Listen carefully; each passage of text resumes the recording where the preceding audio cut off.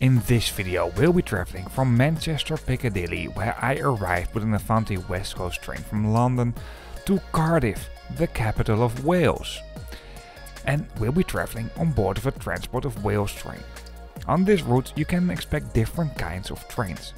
And the contrast between these different trains can't be anything bigger than what you might expect on this route. So join me to Cardiff, the capital of Wales. Join me on this Transport of Wales service behind me. Well, it was a bit different than I initially planned. For now, let's get this video on the track and let's roll the intro.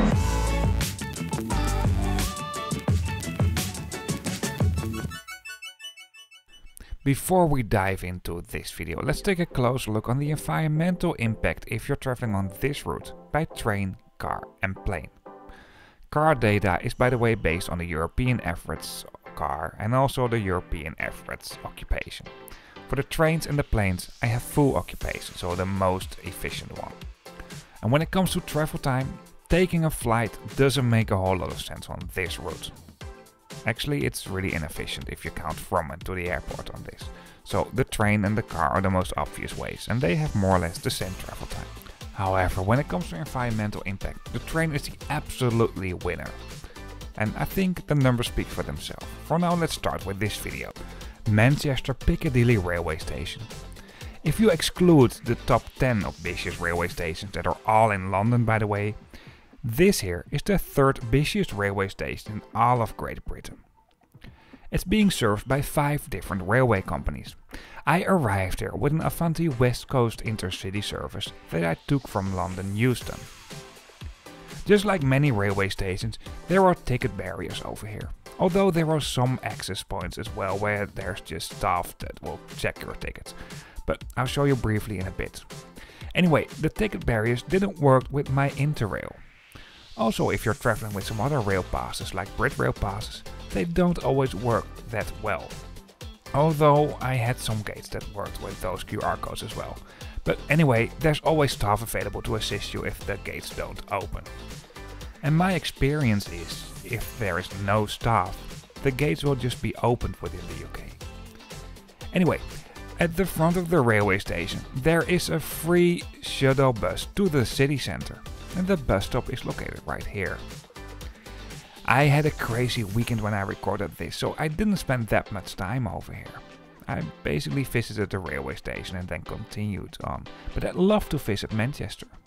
If you have some spots to recommend to visit, please let me know in the comments. I also noticed a tramway over here, and this is mentioned within the railway station as Metrolink. At the side of the railway station, where you find the tram stop, there are some more taxi stands, pick up and drop off some for railway passengers by car, and also bus stops. I also noticed this very tiny bicycle parking over here on the left. Well, maybe this is me being Dutch, but I found this disappointing, at least the size, so small. But if you watch this video, you're most likely not from Manchester anyway, so you're not really interested in how to go here by bike. Manchester Piccadilly is for the biggest part a terminal railway station. However, not entirely. There are 2 tracks that are through tracks. I'll show you them briefly in a bit. For now, let's head into the railway station again. And let's take a quick look at the stop for the tramway. Well, it's not that special. You will find elevators, escalators and of course old-fashioned stairs to go up. It's easy accessible for basically everybody. Of course, there is a W.H. Smith. I mean, imagine a railway station in the UK without a W.H. Smith. It's basically like any Swedish railway station without a Pressbyrån, any Taiwanese Denny's, maybe also Norwegian railway station without a 7-Eleven. Well, you get it. For now, let's head on to the main concourse, what is obviously the biggest area of this railway station. Because this is for the biggest part a terminal railway station, the layout speaks pretty much for itself. At the end of the tracks you find lots of shops and railway related services, and this is actually divided over 2 different levels. So lots of places where you can buy some food and drink or something to read before your railway journey. There is also a first class lounge over here. However, today I'll be traveling with Transport of Wales, and if you have a first class ticket for those trains, you cannot go to the first class lounge. This is, as far as I noticed, only for tickets of Avanti West Coast. However, I was traveling with Interrail anyway, so I just briefly went here and, well, basically had one drink and then I left.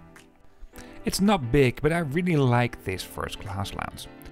When it comes to this, the UK really has a lot of great railway lounges.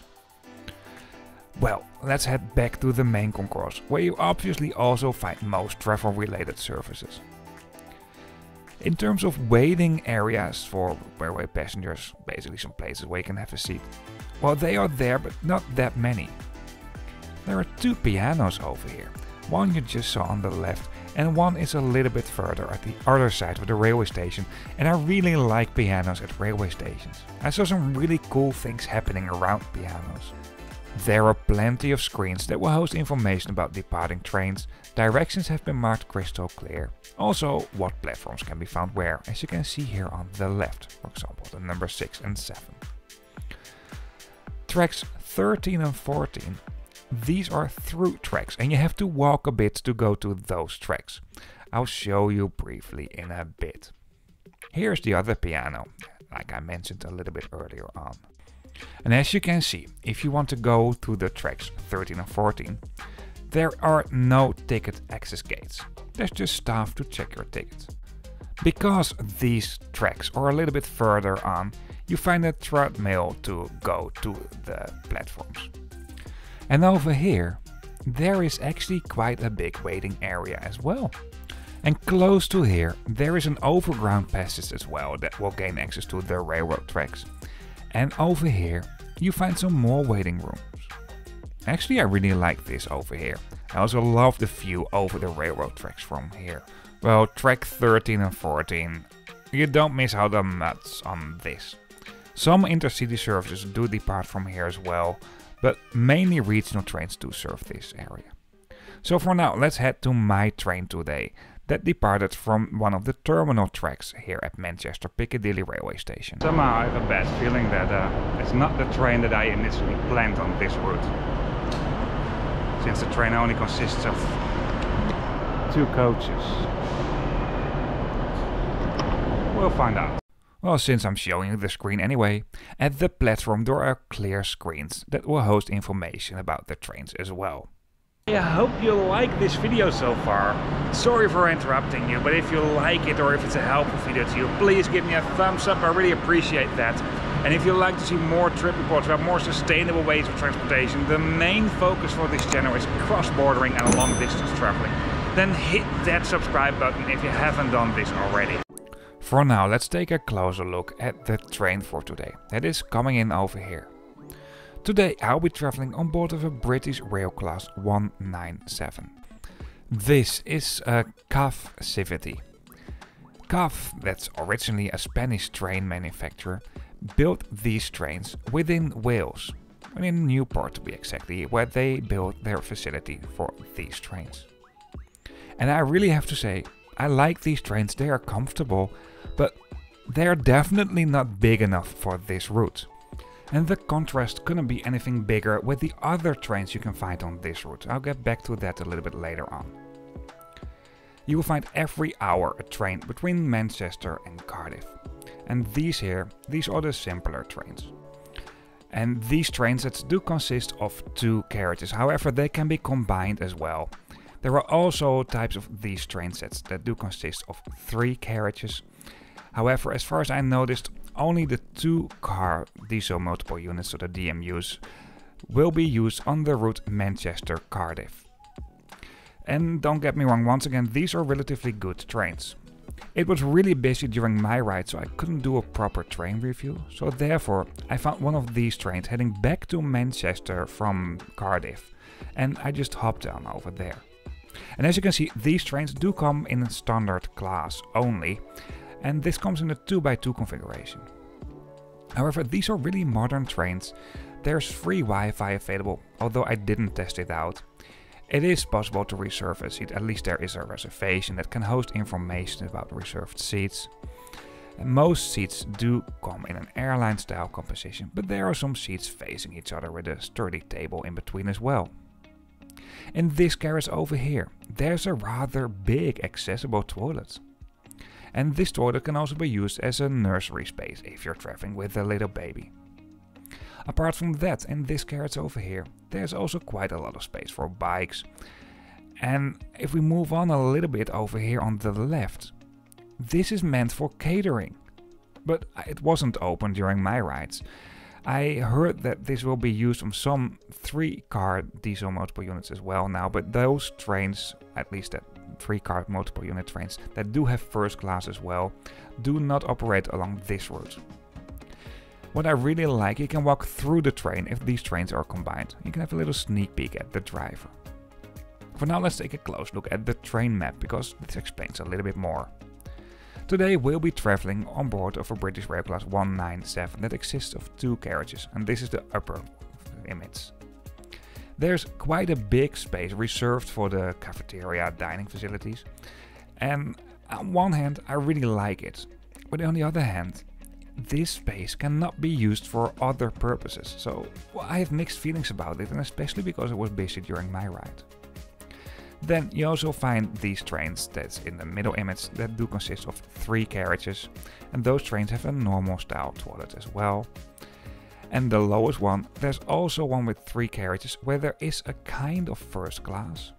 It's not being officially sold as first class but standard class plus, so basically first class seats, second class service. What is basically first class in the rest of Europe but not within the UK. So there are some differences, but as far as I noticed, mainly the upper train and maybe also the middle one that only has standard class can be found on the route between Manchester and Cardiff and the other way around. In total, Transport of Wales owns 77 of these diesel multiple units. 26 of them do consist of 3 carriages, and of those 26 only 14 do have the standard premium or first class. Well, let's take another look at these trains. For luggage, you obviously find the overhead luggage racks, but also within the open compartments there's quite a lot of space for luggage and some dedicated luggage racks. And during my rather busy train ride, the luggage, well, people could find quite a lot of space for their luggage. What was also needed because there were quite some people that needed to stand. What I really like about these trains, of course they can be combined, but the way you can walk from one train set into the other one. It's really smooth, and you can have a little sneak peek with the driver over here. As you can see if I put my camera through the window. Well, it doesn't give you great views or so, but well, you get what I mean. Like I already mentioned, during my ride it was rather busy. And filming in an empty train was a bit challenging, so sorry for that. The content of the train itself isn't that wow. I'll show you a bit more later on. However, even if you took this train from Manchester to Cardiff, you were in general able to find a seat, because during the ride lots of people just left the train and boarded the train again. So finding a spot was eventually not that difficult, although there might have been some times that you needed to stand. Or maybe give away your seats to elderly people who need it more than you do. So taking this train as a long-haul train passenger wasn't that bad actually, even though it was rather busy during many sections of this journey. To me, it was still a comfortable ride, but for filming it was a little bit less good, obviously. Therefore, I would have loved to see that our train would have been combined with another train, because I think if it would have consisted of 4 carriages, it would have been totally fine. The train I had actually continued towards 10D, and also when the train left Cardiff, it was really busy. Anyway, let's do a seat tour. Right under the luggage racks you'll find the information about the reservations in small screens and also the seat numbers. I have to say the seats are actually really comfortable, especially for a new train and a second class product. People often complain about new trains, but I think they did a great job on these trains. In the seat in front of you for the airline style seats, there's a rather sturdy fold-out table, and you can pull this thing out here if you want to work on a laptop, for example. And the legroom was really generous, even for me as a rather tall person. I could even put my bags right in front of me and still sit comfortably. However, the contrast couldn't be anything bigger compared to the other trains you can find on this route, and that are these trains you can see right here. These are real intercity trains with a really nice dining car. And at this moment you can find every hour trains between Cardiff and Manchester and the other way around. But once every 2 hours you find these trains you can see here.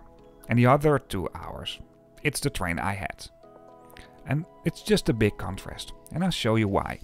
And even though I didn't travel with these better trains myself, I asked OM The Rails if I could use some of his content he shot when he traveled on both of those intercity trains. And especially the first class makes a big difference. Even though there's also kind of a dining car if you're traveling in second class, or standard class I should say. But I mean, just look at this. I mean, it's not included in the ticket price, but you obviously get first class seats. But this is a real dining experience. On a train, everything is being made freshly, and I think this is just freaking awesome. This might be one of the best dining cars on a regular train within Europe. And if not, please let me know what is your favorite dining car, because okay, I need to lose weight, but I just truly love dining cars. There's something magical about traveling on board of a train and having a nice meal, especially if it is like this. Once again, thank you OM The Rails for letting me use some of the content you shot on this route. I think I told you quite a lot, and if you have any questions, just let me know. For now, just sit back, relax, and I'll show you some views from the train along this route.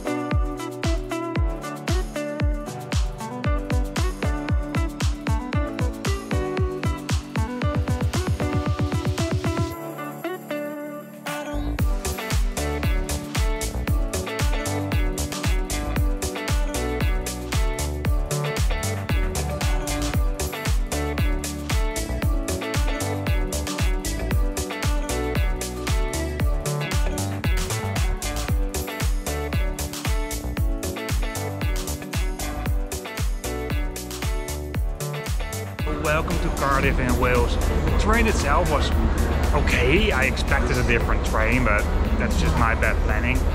However, it was really busy during the entire ride. Therefore, this was not my most comfortable train experience. I have to say, especially if you're traveling from Manchester to Cardiff, there are seats available because people get off and then you can take the empty seats, so you don't have to stand all the time. But you also might make some room for people who need the seats more than you do, like elderly people, for example. After all, it's I would love to say that I liked this train experience, but that's not true. I don't like it. I didn't like it. I didn't hate it either. It's just so-so. And I know that the trains on this route can be absolutely great, and yeah, that's why I like to give you another review. If the train would be a bit longer, it would have been totally fine. That's the thing. If it would be longer, it would be fine. More people fit in. And if it's busy on some parts of the route, that's fine. It's partially a regional train as well. Anyway, I hope you liked this more than I did. If so, please give me a thumbs up. And if you'd like to see more trip reports about more sustainable ways of transportation, the main focus for this channel is cross-bordering and long-distance traveling, then hit that subscribe button if you haven't done this already. There's another video where I will be featuring this railway station, what is Cardiff Central. But for now, that's it for this video. See you on the next one. Once again, thank you for watching. If you are interested in other videos, of course you can find them on this channel. And something else, in the description of this video on YouTube, you find a link to a map. And on this map you can find all videos as well. But then on a map. See you on the next video.